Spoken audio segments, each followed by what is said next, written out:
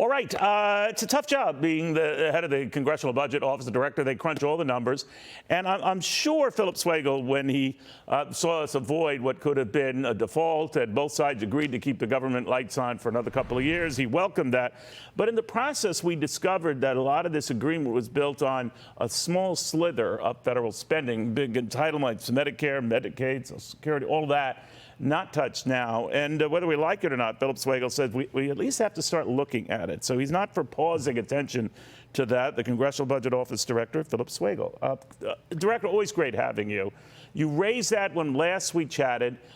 You cited Republicans and Democrats alike who you understood and argued that you could see why they're reluctant to touch these, their third rail. But the third rail's still there. What do we do? Neil, that's right. Thanks for having me on again. And that's still the situation. The Fiscal Responsibility Act that was enacted a few weeks ago, that has savings in it. It saves at least $1.5 trillion over the next 10 years. The fiscal challenge is still there. It's still large. And looming in front of us is the exhaustion of the Social Security Trust Fund in 2032. And so in some sense, that's not over the horizon. That's really within our view. So where are we going on this? I mean, there was some consternation among conservatives in the House, as you're aware.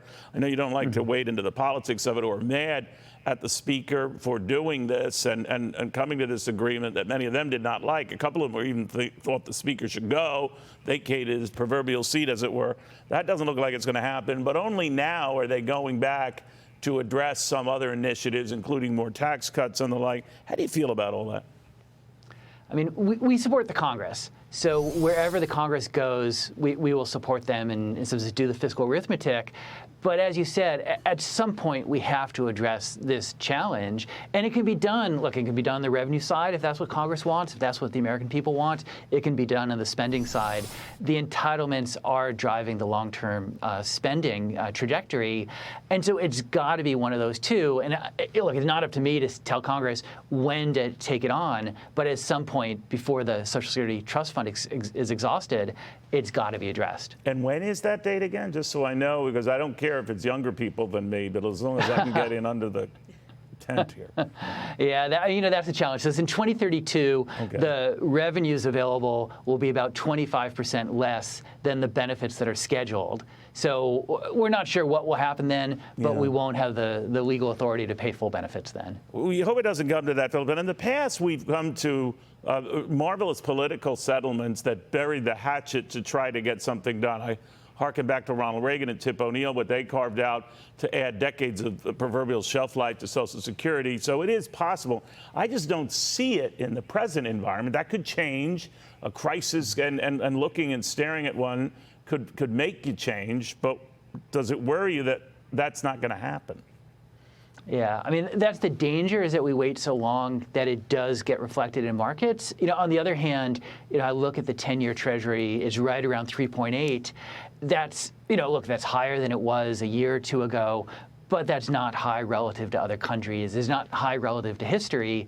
And so that says that market participants expect us to deal with this fiscal challenge. Well, good luck with that. It is still high when you talk about the cost of our debt, because it's double what we were paying on our debt, little more than what a year and a half ago when all this rate hike stuff started. So the cost of what we owe is getting to be problematic. Do you think there's any progress on the part of countries like China and Iran and Brazil that hope to come up with a rival currency or a rival basket of currencies to the dollar that could push some action? Because that's the kind of thing that credit rating agencies look at.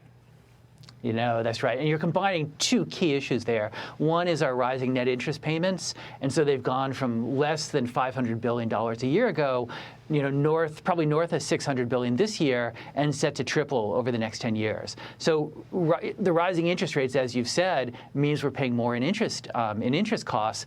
On the other hand, we're still the reserve currency, and that's keeping those rates and those payments lower. If those other countries were to get their act together, it doesn't look like it right now, but it's a danger, that would have serious financial repercussions for us. Do you think, I know they're coming up with a solution to these debt ceiling nightmares we go through. I think it's Democrats for the time being are trying to find a solution. But believe us and Denmark, we're the only two countries that have something like this. Do you give it any chance at success? Do you want to see something like that? You know, like our job at CBO is to support the Congress, so we'll do the analysis, and it's really not for me to say, you know, change the law, get rid of the debt ceiling. Yeah. Right? I mean, you know, it has its proponents, and both sides have used it in the past to spur fiscal policy changes that they want. But as you said, it you know, puts these risks in place, and we avoided it this time, but there would have been very serious negatives had we not. Now, Phil, I just wanted to catch you in a weak moment where you might say something stupid, and then it would be all over the wires, but I failed at that. But Phillip Swagel, it's always good having you. Thank you much. I mean that.